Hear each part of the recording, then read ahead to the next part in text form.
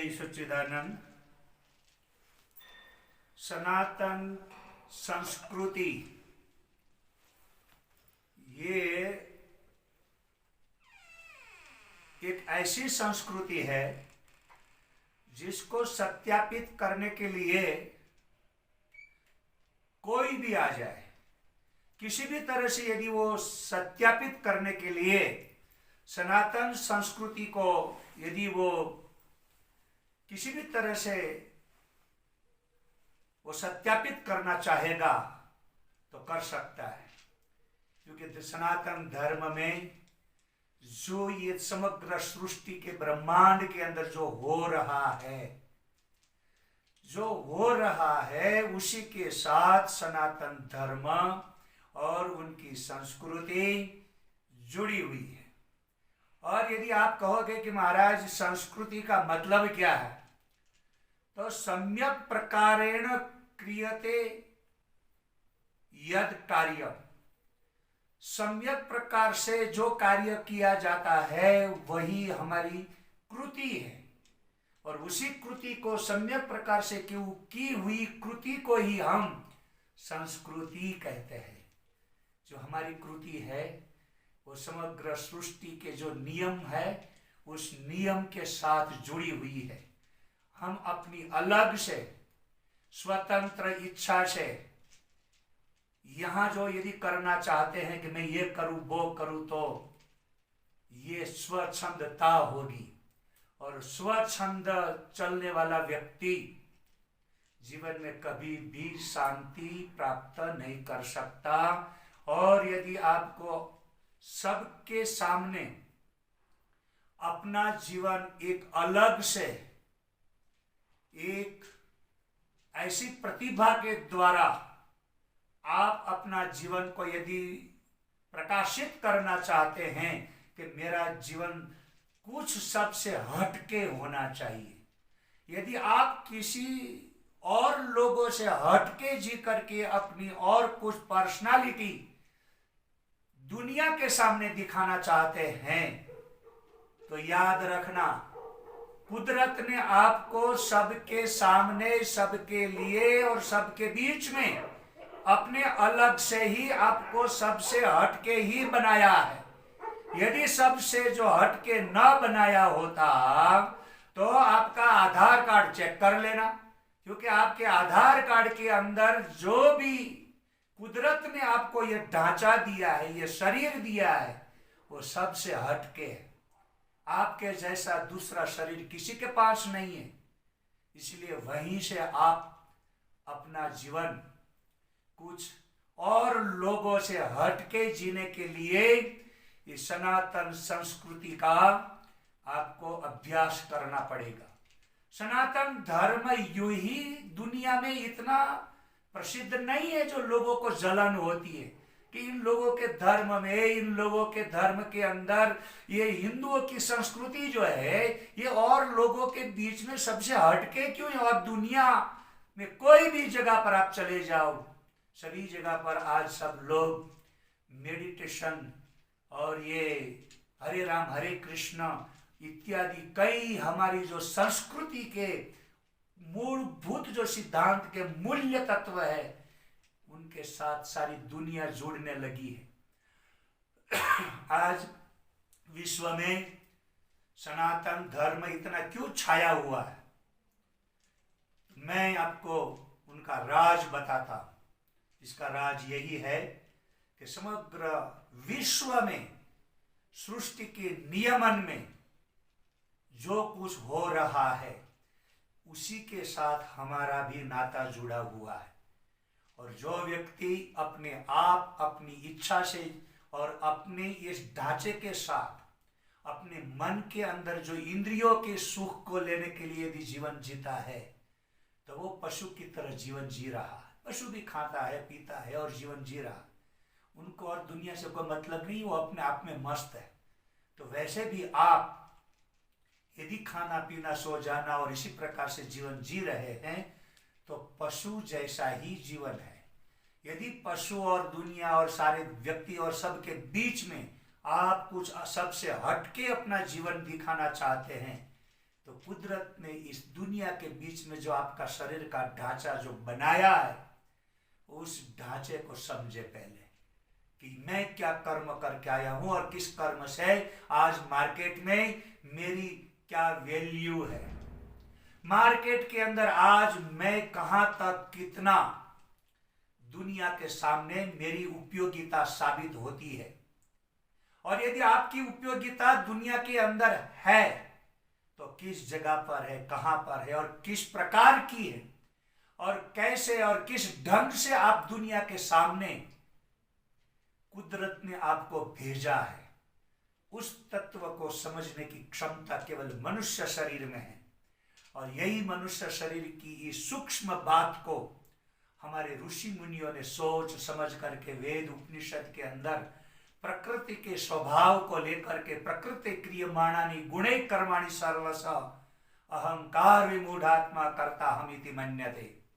जो अहंकार के अंदर डूबा हुआ व्यक्ति इस प्रकृति के स्वभाव से जो होने वाले कर्म है उसके अंदर यदि वो खींचा जाता है और अहंकार करता है तो फिर वो मूढ़ आत्मा कही जाती है, पशु कहा जाता है। लेकिन कुछ हटके ये शरीर तो शरीर की तरह जी रहा है, खा रहा है, पी रहा है और सारे दुनिया के जितने भी पशु पक्षी जीते वैसे ही ये मेरा शरीर भी चल रहा है।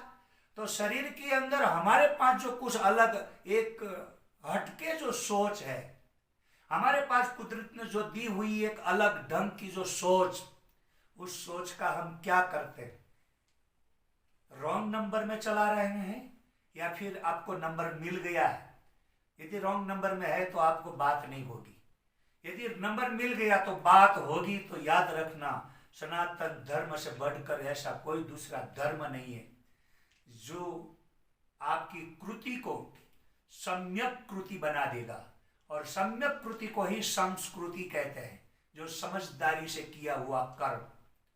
इसलिए हमारी जो उपयोगिता है, मैं इस दुनिया में कहां तक किस तरह से लोगों के सामने मैं पेश हो जाऊं और इस दुनिया में मुझे कुदरत ने यहां पेश होने के लिए भेजा है तो किस तरह से मुझे पेश होना चाहिए। दुनिया के सामने यदि मैं आ रहा हूं और आया हूं और मैं ये भी चाहता हूं अपने अंदर से कि भाई मैं कुछ हट के दुनिया के सामने पेश आऊं, जिससे लोग मेरी अपने जो भी मेरा जीवन है उसकी सब लोगों को नोंद लेनी पड़ेगी।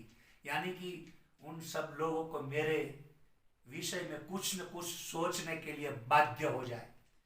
तो जो लोग मेरे विषय में कुछ न कुछ सोचने के लिए बाध्य हो जाए, ऐसा कौतुक यदि मैं कर पाऊं और इसी कौतुक की मेरी उपयोगिता को यदि मैं दुनिया के सामने साबित कर पाऊं और उस जो कौतुक को मैं साबित करने के लिए मैं जो करना चाहता हूं वो कौतुक को भी मैं खुद अपने आप में समझ पाऊं। यदि मैं समझ गया तो मैं इस अपने जो कर्तव्य को और मेरी जो कुदरत ने दी हुई कला को सबके सामने व्यक्त करते समय मुझे सब कुछ मिलेगा, यश मिलेगा, सबके सामने मेरी इज्जत होगी, सबके सब लोग मेरी प्रशंसा करेगा। जिस ढांचे में, जिस जगह पर, जिस एरिया में, जिस मोहल्ले में मैं रहता हूं, उस मोहल्ले में मेरी भी अपनी एक पर्सनालिटी अलग से होती है। तो वो जो एक हमारी सोच स्वतंत्र, आजाद, सम्यक प्रकार से जो करने वाली कृति, ये सनातन धर्म में ही मिलेगी। और ये कृति के लिए हमें श्रुति को पढ़ना पड़ता है। और जब हम श्रुति को समझ जाएंगे, वेद उपनिषद को समझेंगे, तब जाकर के हम सनातन संस्कृति को सत्यापित करने के लिए जाएंगे। तो आपको बिल्कुल सनातन सत्य को स्वीकार करना पड़ेगा। जैसे उनके लिए मैं एक उदाहरण में आपको एक प्रसंग बताता हूं। जैसे ये प्रकृति क्रियमाणानि गुणे कर्माणि सर्वशः, प्रकृति के गुण और स्वभाव से ही हमारे शरीर का जो एक क्रम है वो होता ही रहता है। जैसे बच्चे का एक मतलब जैसे एक बच्चे का जन्म हुआ, अब वो बच्चा था, वो तो प्रकृति के नियम से वो बच्चा बड़ा हो गया। अब प्रकृति के नियम से बड़ा हुआ है, यदि आप कहोगे नहीं इस बच्चे को मैंने बड़ा किया, कैसे? तो कि भाई उनके माता पिता मर गए और उस बच्चे को फिर मैंने पाला पोसा और मैंने बड़ा किया, तो कोई बात नहीं, उनके माता पिता मर गए तो चलो कोई बात नहीं, हम उसका भी उत्तर देना चाहते हैं, क्योंकि प्रकृति के नियम में यदि आपने उस बच्चे को बड़ा किया तो फिर उस बच्चे को बड़े करने के लिए 20 साल क्यों लिया? 20 घंटे में ही बड़ा कर देते खींच के, ऐसा क्यों नहीं कर पाए? क्योंकि आपके अंदर उसको बड़ा करने का कोई मतलब ही नहीं है। बनी हुई घटना में बताता हूं। एक बार मैं स्वयं, जिस दिन मुझे पता ही नहीं था कि मैं संत साधु बाबा बनूंगा, ऐसे समय में मैं एक बहुत, आज से कम समझ लो कि 35 साल पहले, एक ट्रक जो पत्थर भरा हुआ ट्रक था, उस ट्रक में मैं बैठा हुआ था। ट्रक में बहुत बड़े बड़े पत्थर भरे हुए थे। उस समय 35 साल पहले इतने मतलब रोड पर हम लोगों को ये वाहन की व्यवस्था भी नहीं मिलती थी, सरकारी बसें प्राप्त करना भी बड़ा मुश्किल था। ऐसे समय में ट्रैवलिंग में जो ट्रक वाला निकलता था उसको हाथ ऊंचा किया, उसमें बैठे, कुछ हम लोग यात्री बैठ गए। उसमें एक लेडीज अपने छोटे बच्चे को लेकर के भी उसके ऊपर बैठ गई। लोगों ने मदद किया, उसको ऊपर बैठा दिया। वो पत्थर के बीच में बैठ गई। ट्रक से कहीं से 15-20 किलोमीटर हमें दूर जाना था, वहां से वहां ट्रक वाला उतार देगा। तो ऐसा करके हमने उनसे, जो आप लोग कहते हैं ना कि हमने ट्रिप लिया था, वहां से समझ लो कि हमने उनसे मतलब तो ट्रक वालों को रोक करके हम बैठ गए। तो कुछ दूर जाते ही समझ लो कि 8-10 किलोमीटर, 8 किलोमीटर 5 किलोमीटर जाते ही उस ट्रक वाले के साथ पता नहीं क्या इसके दिमाग में हुआ, वो रोड पर जा रही थी तो रोड के साइड में जो गड्ढा खोद करके रोड बना, मिट्टी डाल करके जो रोड बनाते हैं ना, ऐसे उस मिट्टी खोदे हुए गड्ढे में ही ट्रक चला गया। जैसे ही गड्ढे में ट्रक गया और सब लोगों ने कहा ये गिरा। उस समय हम लोगों की जवानी थी, समझ लो कि 35 साल पहले मेरी बस 25-30 साल की उम्र होगी। तो उस समय 25 साल का लड़का तो पता नहीं, तो मैं उस समय फाट से कूद के नीचे गिर गया। तो मुझे कुछ नहीं हुआ, और भी लोग गिर गए। लेकिन एक बात बताता हूँ, वो जो लेडीज थी अपने बच्चे को गोद में लेके बैठी थी, उस बच्ची ने, वो लेडीज ने जो बच्चे था, उनके बच्चे जो गोद में बच्चा था, उसको भी उसने ऐसे फेंक दिया। तो वो रोड के बगल में किसान का खेत, और किसान वो जो कपास होता है ना, उसकी रुई चुनते चुनते वो मतलब रोड के किनारे आ चुके थे। तो वो जो भरने वाला कपास की रुई भरने के लिए जो बगल में उनको वो जोली बांध रखी थी, वो जोली में वो रुई इकट्ठा कर रहे थे और वो रोड पर आ चुके थे। तो जैसे ही वो लेडीज ने बच्चे का ऐसे मतलब फेंकने के लिए ऐसे जब किया, तो वहां एक 60 साल के जो अंकल थे, उन्होंने उस बच्चे को आते हुए देख दौड़ के, जैसे वो क्रिकेटर लोग बॉल का कैच करते हैं, वैसे उन्होंने अपनी रुई की झोली में उस बच्चे को ले लिया। बच्चा बच गया, और पत्थरों के साथ साथ उनकी माँ वहां उसी समय वही घटना स्थल पर मर गई। मैं आपसे ये प्रश्न कहूंगा कि वो अंकल यदि ये बोलेगा कि मैंने इस बच्चे को बचाया, तो बोलो ये अंकल सही कह रहे या गलत? दूसरी बात, वो लेडीज मर गई, जिसने जन्म दिया वो मां, अब जिसके स्तन से दूध पीकर बच्चा बड़ा होने वाला था, वो मां मर गई। अब उस मां ने उस बच्चे को फेंक दिया। मैं आपको यह प्रश्न करूंगा, क्या पूर्व ये निमित्त था? तो आप कहोगे कि हाँ निमित्त था। यदि निमित्त था तो क्या अंकल को पता था कि ये ट्रक वाला आएगा, और उनकी मां ने उनको कह दिया था, फोन करके बताया था कि भाई मैं इस तरह से बच्चा फेंकूंगा, मैं मर जाऊंगी और आप बच्चे को पकड़ लेना और फिर उसको, तो क्या ये पी प्लान था? क्या कोई पी प्लान नहीं था। लेकिन कुदरत के इस नियम के अंदर उस बच्चे का जीवन इस दुनिया के सामने, कुदरत ने उस बच्चे को जिस तरह से यहां पेश किया है, दुनिया के सामने रखा है, माँ मर गई, जब माँ को काम करना था वो करके निकल गई। अब बताओ उस बच्चे को अंकल ने बचाया या किसने बचाया? यदि आप कहोगे कि नहीं कुदरत ने बचाया, तो उस अंकल को कभी नहीं कहना चाहिए मैंने बचाया।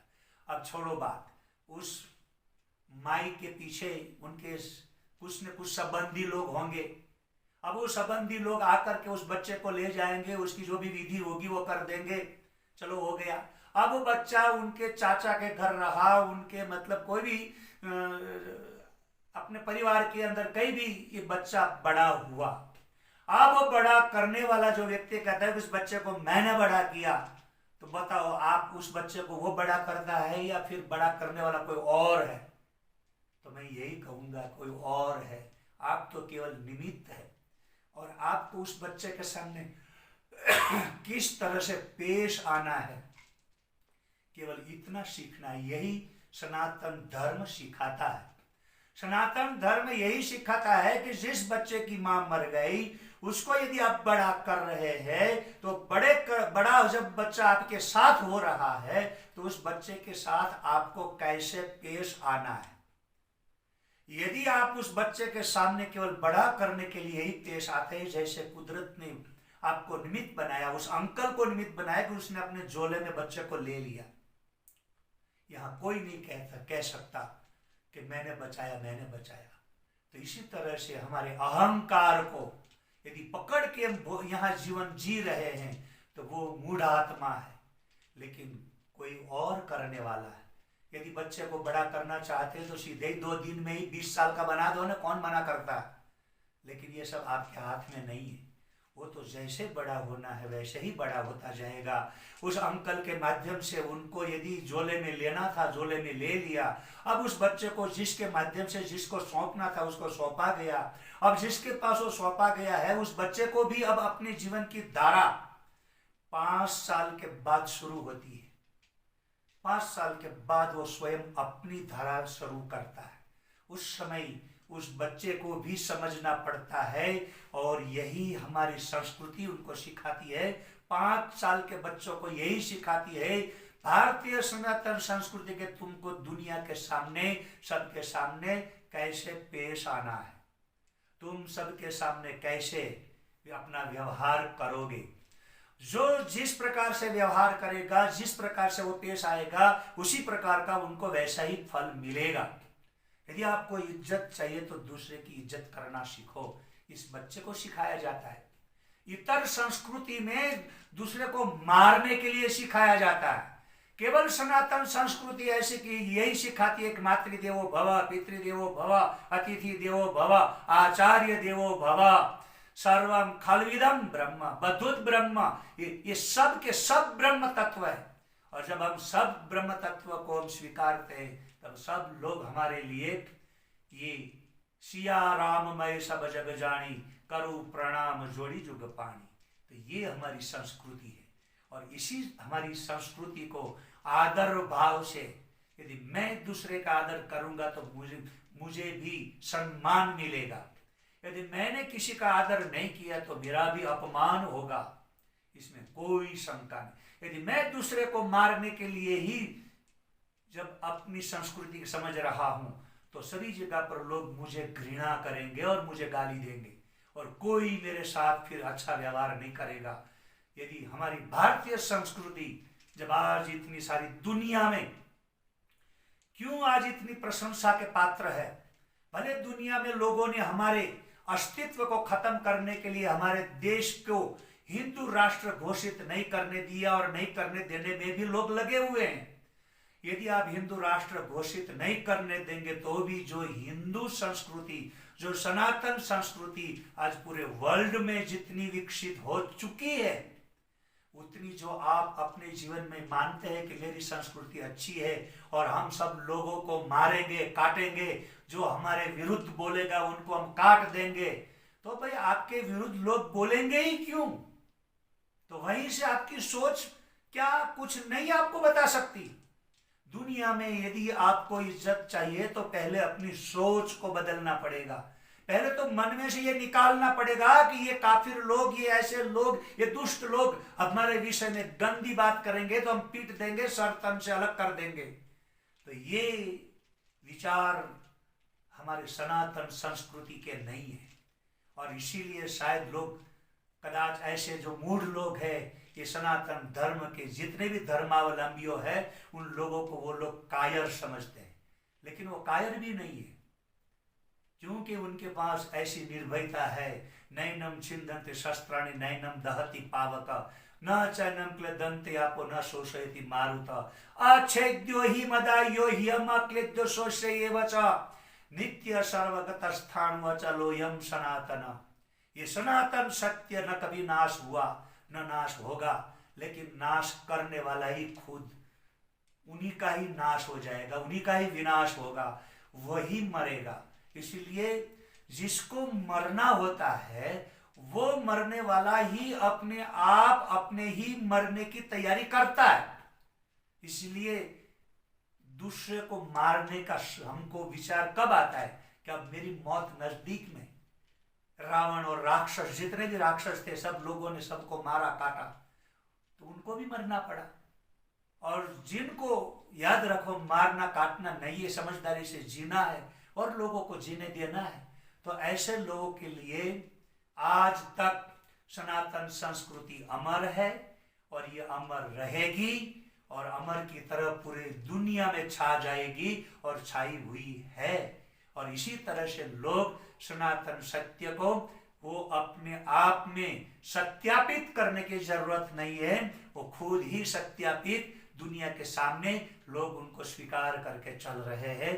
यही सनातन धर्म की अद्भुत ये विशेषता है। बोल सच्चिदानंद भगवान।